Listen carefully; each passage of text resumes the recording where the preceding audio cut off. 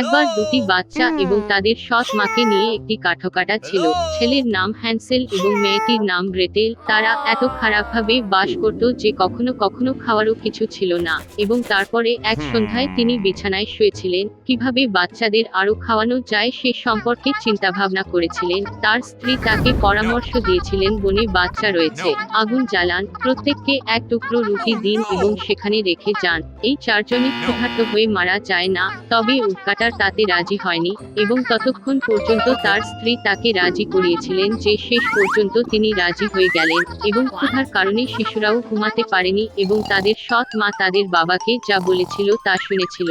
এবং যখন বাবা মা ঘুমিয়ে পড়েছিলেন, হ্যান্সেল গোপনে ছুটে গেলেন বাড়ি থেকে। চাঁদ উজ্জ্বলভাবে জ্বলজ্বল করছিল এবং সাদা পাথর মুদ্রার মতো চকচকে করছিল। হ্যান্সেল তার যতটুকু ফিট করতে পারে ততটা পকেট করেছে। তারপরে তিনি বাড়িতে ফিরে গেলেন এবং শিশুরা বিছানায় গেলেন। সকালে সৎ মা বাচ্চাদের কাছে এসেছিলেন, তাদের প্রত্যেককে এক টুকরো রুটি দিয়েছিলেন এবং তারা সকলে একসাথে বনে গিয়েছিলেন। পথে হ্যান্সেল একের পর এক সাদা পাথর ফেলে দিল। তারা যখন ক্লিয়ারিংয়ে পৌঁছেছিল, আমার বাবা আগুন জ্বলতে শুরু করেছিলেন। তিনি বাচ্চাদের আগুনের কাছে বসার নির্দেশ দিয়েছিলেন এবং নিশ্চিত হয়েছিলেন যে এটি বেরিয়েছে না। যখন তারা এবং তাদের সৎ মা আরো কাঠের জন্য গিয়েছিলেন, তারা বসে বসে ক্লান্ত হয়ে ঘুমিয়ে পড়েছিল। বাচ্চারা যখন জেগে উঠল, তখন চারদিকে অন্ধকার রাত এবং যখন পুরো মাসটি আকাশে উঠল, হ্যান্সেল তার বোনকে হাত ধরে নুড়িগুলির মতো চকচক করে সেই পথের সন্ধান করল। তারা সারা রাত হেঁটেছিল এবং ভোর হলে তারা তাদের বাবার বাড়িতে আসে। কিছু সময় কেটে গেল এবং বাচ্চারা আবার শুনল কিভাবে এক রাতে সৎ মা তাদের বাবাকে বাচ্চাদের হাত থেকে রেহাই পেতে ভিক্ষা করতে লাগলো। তিনি প্রত্যাখ্যান করলেন, কিন্তু তার স্ত্রী তার কথা শুনতে চাননি। তিনি অভিশাপ দিয়েছিলেন এবং তার কাছে সমস্ত প্রকার তিরস্কার করেছিলেন। বাবা মা যখন ঘুমিয়ে পড়েছিলেন, হ্যান্সেল শেষবারের মতো পাথর সংগ্রহ করতে চেয়েছিলেন, তবে সৎ মা দরজাটি তালাবদ্ধ করে রেখেছিলেন এবং ছেলেটি বাড়িটি ছাড়তে পারেনি। খুব ভোরে বাচ্চাদের প্রত্যেককে একটি করে রুটি দেওয়া হয়েছিল। এটি আগের সময়ের চেয়েও কম ছিল। বনে পথে বায়নার তার পকেট তার টুকরা ছিন্ন ভিন্ন মাটিতে ক্রুম্বিয়েস ফেলে দিল। সৎ মা তাদের আরো বনে নিয়ে গেলেন। আবার একটি বড় আগুন জ্বালানো হয়েছিল এবং বাবা তাদের এবং তাদের সৎ মা আরো কিছু কাঠ কাটাতে বাচ্চাদের আগুন দেখার জন্য নির্দেশ দেন। মধ্যাহ্ন ভোজনের সময় গ্রেটেল তার রুটির টুকরোটি হ্যান্সেলের সাথে ভাগ করে নিয়েছিল। তারা ঘুমিয়ে পড়েছিল। অন্ধকার রাত পড়লে আমরা জেগে উঠি এবং এরপরে একটি মাস উপস্থিত হল এবং তারা তাদের পথে একত্রিত হল, কিন্তু তারা একটিও টুকরোটি খুঁজে পেল না, কারণ বনের মধ্যে হাজার হাজার পাখি এলোমেলো করে দীর্ঘদিন ধরে এই ক্রমগুলি খাচ্ছিল। তাই বাচ্চারা অনেকক্ষণ হাঁটল, কিন্তু তারা বনের বাইরে বেরোতে পারেনি। হঠাৎ রাস্তা তাদের কুড়েঘরের দিকে নিয়ে গেল। কাছাকাছি এসে বাচ্চারা দেখতে পেল যে বাড়িটি সমস্ত রুটি এবং বিস্কুট দিয়ে তৈরি এবং উইন্ডোজগুলি খাঁটি চিনির তৈরি। হ্যান্সেল উপরে উঠে ছাদের একটি টুকরো ছিল আর তখন কুড়েঘরের দরজা প্রশস্তভাবে খুলে গেল আর বৃদ্ধা এক টুকরো করে ঝুঁকে পড়ল। ক্যাম্প হ্যান্সেল এবং গ্রেটেল এতটাই ভয় পেয়েছিল যে তারা এমনকি তাদের হাত থেকে তাদের টিরবিটগুলি ফেলে দেয় এবং বুড়ো মহিলা সদয় ছিল এবং তাদের কুড়েঘরে তাদের আমন্ত্রণ জানিয়েছে। টেবিলে ইতিমধ্যে প্রচুর খাদ্য ছিল, দুধ, কুকিজ, আপেল এবং বাদাম। রাতের খাবার শেষে বৃদ্ধা শিশুদের জন্য দুটি পরিষ্কার বিছানা তৈরি করেছিলেন এবং হ্যান্সেল এবং তার বোন ভেবেছিলেন তারা স্বর্গে রয়েছে।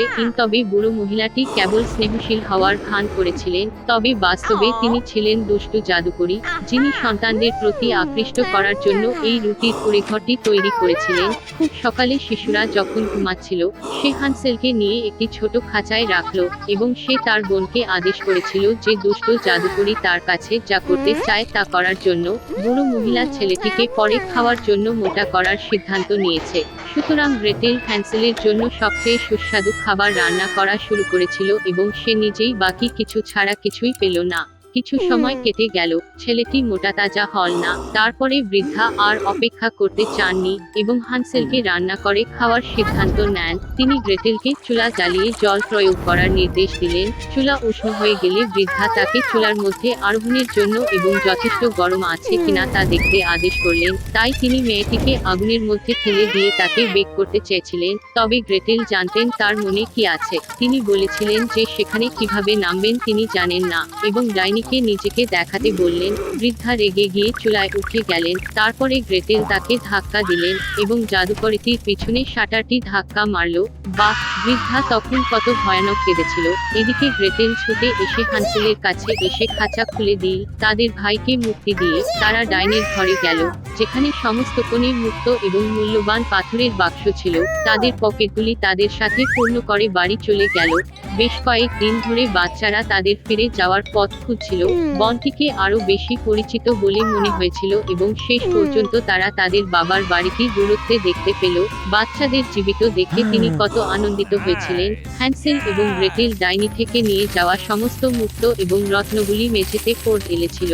খাবার নিয়ে ভাবার দরকার ছিল না এবং তারা বাঁচতে এবং আনন্দ করতে শুরু করে। আর বাবা দুষ্ট সৎ মাকে বাড়ি থেকে তাড়িয়ে দেয়। একবার দুটি বাচ্চা এবং তাদের সৎ মাকে নিয়ে একটি কাঠকাটা ছিল।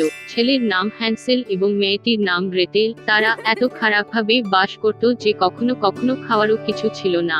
এবং তারপরে এক সন্ধ্যায় তিনি বিছানায় শুয়েছিলেন। কিভাবে বাচ্চাদের আরো খাওয়ানো যায় সে সম্পর্কে চিন্তাভাবনা করেছিলেন। তার স্ত্রী তাকে পরামর্শ দিয়েছিলেন, বনে বাচ্চা রয়েছে, আগুন জ্বালান, প্রত্যেককে এক টুকরো রুটি দিন এবং সেখানে রেখে যান। এই চারজনই ক্ষুধার্ত হয়ে মারা যায় না। তবে উটকাটার তাতে রাজি হয়নি এবং ততক্ষণ পর্যন্ত তার স্ত্রী তাকে রাজি করিয়েছিলেন যে শেষ পর্যন্ত তিনি রাজি হয়ে গেলেন এবং ক্ষুধার কারণে শিশুরাও ঘুমাতে পারেনি এবং তাদের সৎ মা তাদের বাবাকে যা বলেছিল তা শুনেছিল। এবং যখন বাবা মা ঘুমিয়ে পড়েছিলেন, হ্যান্সেল গোপনে ছুটে গেলেন বাড়ি থেকে। চাঁদ উজ্জ্বলভাবে জ্বলজ্বল করছিল এবং সাদা পাথর মুদ্রার মতো চকচকে করছিল। হ্যান্সেল তার যতটুকু ফিট করতে পারে ততটা পকেট করেছে। তারপরে তিনি বাড়িতে ফিরে গেলেন এবং শিশুরা বিছানায় গেলেন। সকালে সৎ মা বাচ্চাদের কাছে এসেছিলেন, তাদের প্রত্যেককে এক টুকরো রুটি দিয়েছিলেন এবং তারা সকলে একসাথে বনে গিয়েছিলেন। পথে হ্যান্সেল একের পর এক সাদা পাথর ফেলে দিয়ে তারা যখন ক্লিয়ারিংয়ে পৌঁছেছিল, আমার বাবা আগুন জ্বলতে শুরু করেছিলেন। তিনি বাচ্চাদের আগুনের কাছে বসার নির্দেশ দিয়েছিলেন এবং নিশ্চিত হয়েছিলেন যে এটি বেরিয়েছে না। যখন তারা এবং তাদের সৎ মা আরো কাঠের জন্য গিয়েছিলেন, তারা বসে ক্লান্ত হয়ে ঘুমিয়ে পড়েছিল। বাচ্চারা যখন জেগে উঠল তখন চারদিকে অন্ধকার রাত এবং যখন পুরো মাসটি আকাশে উঠল, হ্যান্সেল তার বোনকে হাত ধরে নুড়িগুলির মতো চকচক করে সেই পথের সন্ধান করল। তারা সারা রাত হেঁটেছিল এবং ভোর হলে তারা তাদের বাবার বাড়িতে আসে। কিছু সময় কেটে গেল এবং বাচ্চারা আবার শুনল কিভাবে এক রাতে সৎ মা তাদের বাবাকে বাচ্চাদের হাত থেকে রেহাই পেতে ভিক্ষা করতে লাগলো। তিনি প্রত্যাখ্যান করলেন, কিন্তু তার স্ত্রী তার কথা শুনতে চাননি। তিনি অভিশাপ দিয়েছিলেন এবং তার কাছে সমস্ত প্রকার তিরস্কার করেছিলেন। বাবা মা যখন ঘুমিয়ে পড়েছিলেন, হ্যান্সেল শেষবারের মতো পাথর সংগ্রহ করতে চেয়েছিলেন, তবে সৎ মা দরজাটি তালাবদ্ধ করে রেখেছিলেন এবং ছেলেটি বাড়িটি ছাড়তে পারেনি। খুব ভোরে বাচ্চাদের প্রত্যেককে একটি করে রুটি দেওয়া হয়েছিল। এটি আগের সময়ের চেয়েও কম ছিল। বনে পথে বায়নার তার পকেট তার টুকরা ছিন্নভিন্ন মাটিতে ক্রুম্বিয়েস ফেলে দিয়ে সৎ মা তাদের আরো বনে নিয়ে গেলেন। আবার একটি বড় আগুন জ্বলানো হয়েছিল এবং বাবা তাদের এবং তাদের সৎ মা আরো কিছু কাঠ কাটাতে বাচ্চাদের আগুন দেখার জন্য নির্দেশ দেন। মধ্যাহ্ন ভোজনের সময় গ্রেটেল তার রুটির টুকরোটি হ্যান্সেলের সাথে ভাগ করে নিয়েছিল। তারা ঘুমিয়ে পড়েছিল। অন্ধকার রাত পড়লে আমরা জেগে উঠি এবং এরপরে একটি মাস উপস্থিত হল এবং তারা তাদের পথে একত্রিত হল, কিন্তু তারা একটিও টুকরোটি খুঁজে পেল না, কারণ বনের মধ্যে হাজার হাজার পাখি এলোমেলো করে দীর্ঘদিন ধরে এই ক্রমগুলি খাচ্ছিল। তাই বাচ্চারা অনেকক্ষণ হাঁটল, কিন্তু তারা বনের বাইরে বেরোতে পারেনি। হঠাৎ রাস্তা তাদের কুড়েঘরের দিকে নিয়ে গেল। কাছাকাছি এসে বাচ্চারা দেখতে পেল যে বাড়িটি সমস্ত রুটি এবং বিস্কুট দিয়ে তৈরি এবং উইন্ডো ঝুলি খাঁটি চিনির তৈরি।